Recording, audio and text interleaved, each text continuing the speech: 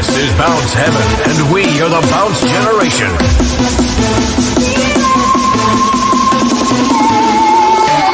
Drop the beat.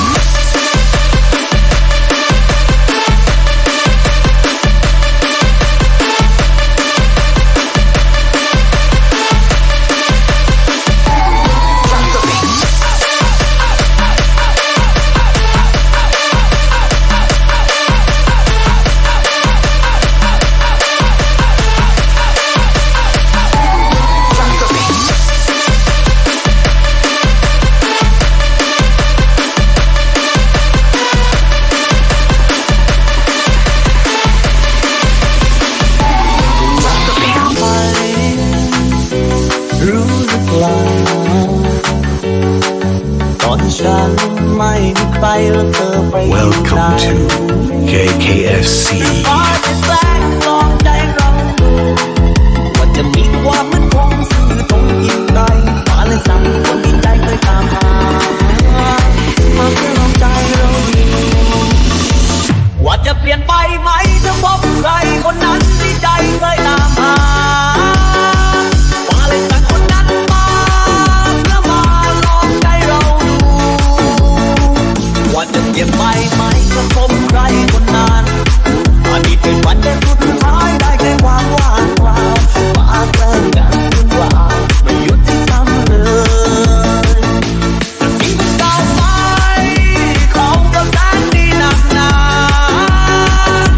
แต่คนใหม่นี้ก็เป็นคนที่ใจไปหามานานความรักเจ้าเอ๋ยเมื่อฟ้าลิขิตแกล้งทำให้เราเป็นสวนทางความรักเจ้าเอ๋ยที่จะมาขนาดไม่มีวันลงเลย